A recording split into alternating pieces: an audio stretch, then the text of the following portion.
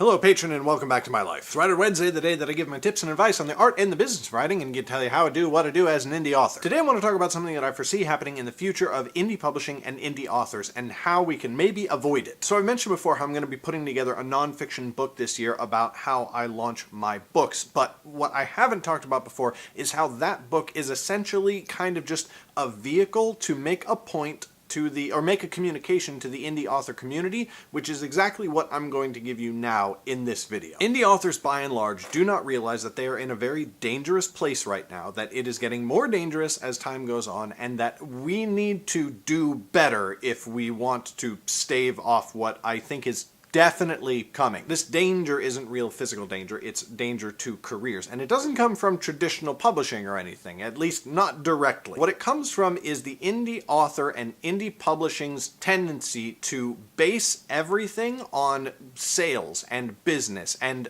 above all, the bottom line, right? Like, if you make money, your work is good. You already know how I feel about that. I don't think that you should get into this to make money. I think that you should make money, obviously, but I think that there needs to be more to your work than that. And here's the thing. All of the biggest names in indie publishing, self-publishing podcast, Michael Anderle, Chris Fox, they all go out with this, they all go out with this caveat: your work has to be good. Richard Fox, write to market, but you have to enjoy the genre you're writing in. Self-publishing podcast guys from the very beginning have been like, number one, write a good book. Number two, write more good books. And like, your work has to be good. That's the foundation you build everything else on. But the problem is that caveat is usually said, and then, okay, we've got that, and then we move on and teach you how to sell books. You can see it is very easy to observe in the indie author community that not everyone got that caveat before we moved on, before they went on and learned how to do the rest of whatever it is they're doing, that then sometimes they turn around and sell a bunch of books and make $1 million in a year. If those people want to make $1 million selling subpar books or whatever, that's totally fine. Like, anybody can sell anything if they're a good enough salesman or if they know good enough marketing techniques. But what they are doing is literally endangering indie authors and indie publishing, and here's why. There is a bubble forming in indie publishing, and I feel like the bubble is starting to slow down. You've always got your bubble and it's swelling and everything's going good and everything's growing and it's getting all like ooh, and then it starts to slow down a little bit, but that slowdown period lasts for a very long time. And I feel like the slowdown period's been going maybe 6 months, maybe a year, something like that, and it's gonna stay there for probably a good little while before the bubble breaks. Now, when I've talked about this with people privately, they go, oh, but I mean, like, you're talking about like the economic bubble, you're talking about the recession, this is not like the indie publishing is not the same thing.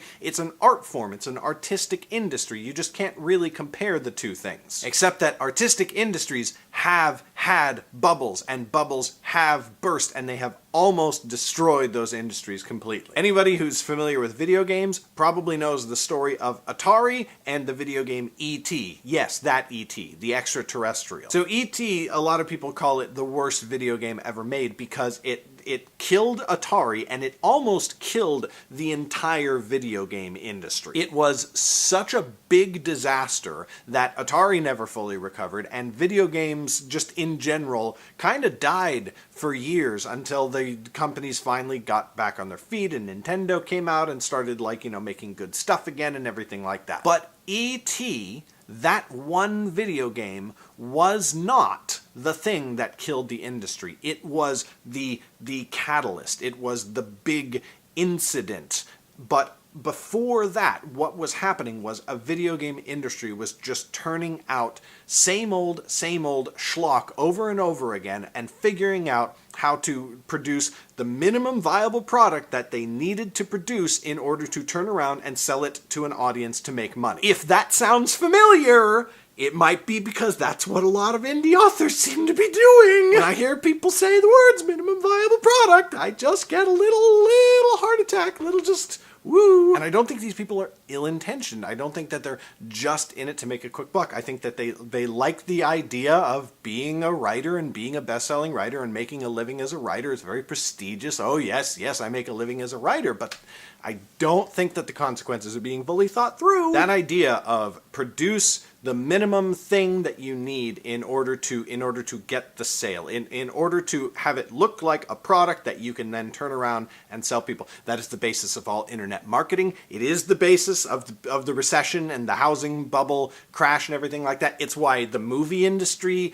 tanked so badly in the 60s and 70s until literally Star Wars came and like single-handedly saved the film industry practically. It is the impulse behind the dark side of every super cheesy marketing salesy thing you've ever heard of, from the dot-com boom to everything else. And just like all those things, it eventually collapses, and it takes everybody with it. Not that this is super important, but here's what I think is going to happen. I think some indie book is going to come out, and it's going to be the next 50 Shades of Grey, and everybody's going to know it's indie. Now, that's the thing, is that 50 Shades of Grey, we in the indie author community, we know that that started as an indie story, but that was not their marketing campaign. They were not like, oh, independent author makes it big. They were like, oh, hey, sexy times, BDSM, ooh, this is so naughty, because sex sells, obviously. But it's going to come out, it's going to be huge, it's going to be independent, and that's going to be what's plastered all over it, and something is going to go very, very wrong. It is going to get so much exposure. It's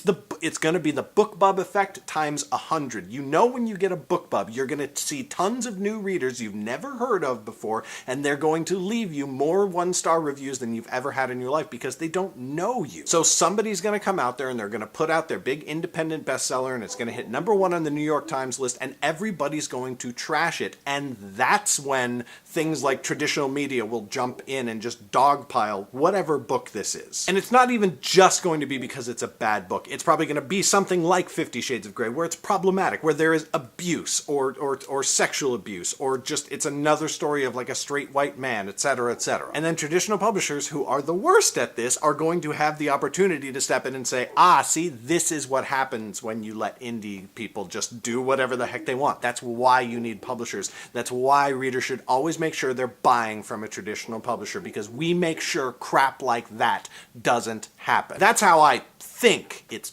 probably going to go down at some point. That could be wrong, but I am sure that the bubble is going to burst at some point. Okay, that all sounds very super dire and everything like that. So what do you do to not get caught up in the bursting bubble? For me, I am very cognizant of the fact it is going to hurt. It is going to hurt no matter what. And my job as an indie author seems to be to stop my career from dying. It's going to hurt.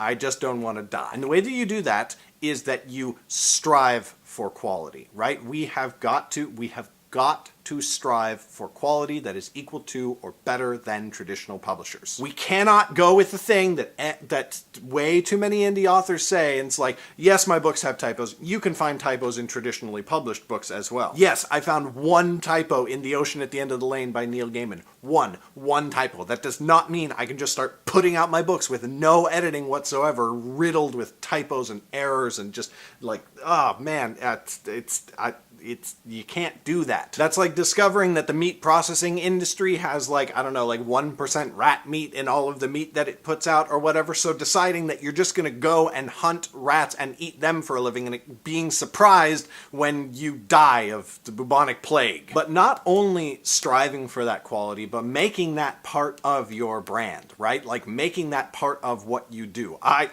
Everybody who knows anything about me knows about the Restoration Project, knows that I have taken almost a year to just make sure that my books aren't complete schlock. And they weren't complete schlock before. They were better than a lot of indie books out there that are very proud of the fact that they don't bother getting professionally edited. And then, of course, having your audience who, like I've talked about before in this series, your audience who knows you. They know who you are. They know what you do. They know how you can communicate to that audience how hard you work to make your books the best thing that they possibly can be. And only that audience who will not only continue to, buy your work, but who will tell other people, no, yeah, I heard about that whole big thing where like indies suck and we shouldn't buy indies, but this guy or girl or whoever is different. That is the only way I can see myself making it through that bubble bursting when it does happen. I just want to put this out there. I would love to hear your thoughts on this. I would love to hear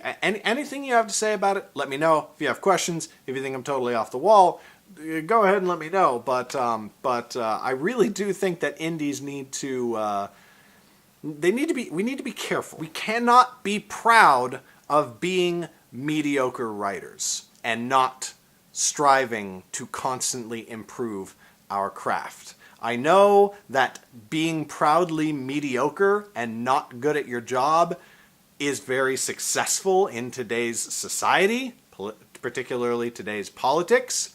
We can't do it because it might succeed for a short period of time, does not succeed forever. That is all I've got for you today, patron. As always, if there is something that you want me to talk about in these videos, drop it in the comments either on Patreon or on YouTube, and I will address that in a future video.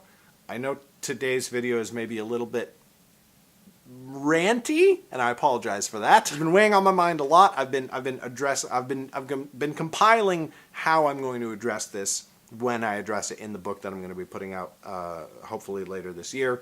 So I just kind of wanted to let you know, because it's Writer Wednesday, and that's what we do. But thank you so much for watching. Thank you, as always, for your incredible support, and I will see you next Wednesday. Bye!